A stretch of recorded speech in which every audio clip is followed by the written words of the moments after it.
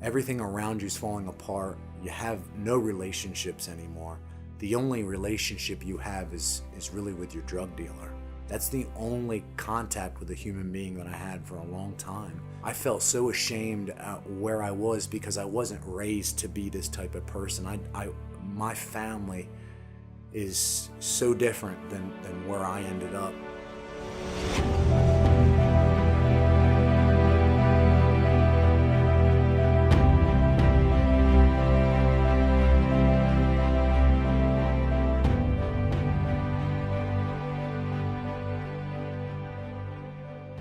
I grew up in a small town in southern New Jersey in a beautiful area. And my dad was a successful business owner, still is. My mom is a nurse, and they worked very hard to provide for me and my siblings. But very early on, I started to develop this fear of not being wanted. And it developed because I'm very different. I carried that fear with me my whole life. It still affects me to this day sometimes. A lot less now. I found early on that one thing that could alleviate that fear immediately was the use of drugs. So I got into a very bad habit of relying on any kind of drug or chemical to get me out of myself, to get me to where I could behave in a manner where I wasn't afraid all the time. I got to a point where everything around me started to fall apart. I mean, I didn't have any friends. All my family didn't want anything to do with me. I wasn't a responsible human being. I wasn't trustworthy. My family had come to me. They knew that, I needed help. And they had offered to help me, to pay for me, and to handle all the responsibilities that I had in life. I have a 12-year-old daughter. They offered to take her in and raise her so that I could get my life together. So I cried out to God and I asked him for his help. And it wasn't immediate. I mean, that I still had a process that I had to go through. But looking back on it now, I see so clearly that what God was doing was he was shutting doors in my life. He shut every door in my life except one door. And that opportunity was to go to Teen Challenge.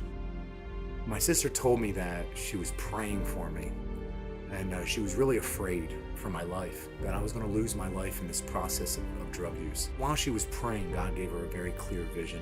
It was a vision of God standing as a father with me on his shoulder. I was kicking and screaming, but God is very calm, and he's holding me with one arm, and he's just walking. So my sister interpreted that as, don't worry, he's going to be okay. I'm going to get him where he needs to go. It was like the first glimmer that not everybody had given up on me, that there was still hope. And that was reassuring. My sister asked me the one question that I had been running away from my whole life. And she looked at me and said, Jacob, what are you so afraid of? And I said, I'm afraid of everything. He was asking me to trust him. He was asking me to have faith that his plan for my life was better than my plan for my life. And it was really at that moment that I started to change my decision-making process to something more of submission, because God had orchestrated this whole thing. And there was a little voice inside my head that was constantly reassuring me that, this is the answer to your prayer so many months ago. So I had agreed to enter into Adult and Teen Challenge. And before I even stepped foot onto the campus, I made a deal with God. And I, in a prayer, said to him that I'll do everything they ask me to do. I won't argue, I won't complain. For the first time in my life, I'll just do what I'm told. I can't be this guy anymore. I can't live this type of life anymore. Something's got to change. But you have to change me, because I'm not strong enough. Everything I've tried has failed. And in his faithfulness, he has showed up, and he has done more for me than I could ever imagine. I started on this path 12 months ago. I didn't know where I was going to end up. I didn't know where this would take me. But here I am, a completely different man. And this is a testament to God's faithfulness. 2 Corinthians 5:17. Therefore, if you are in Christ Jesus, you are a new creation. The old has passed away, and the new has come. And I stand by that, and that means so much to me because that's exactly to a T what Jesus has done for me.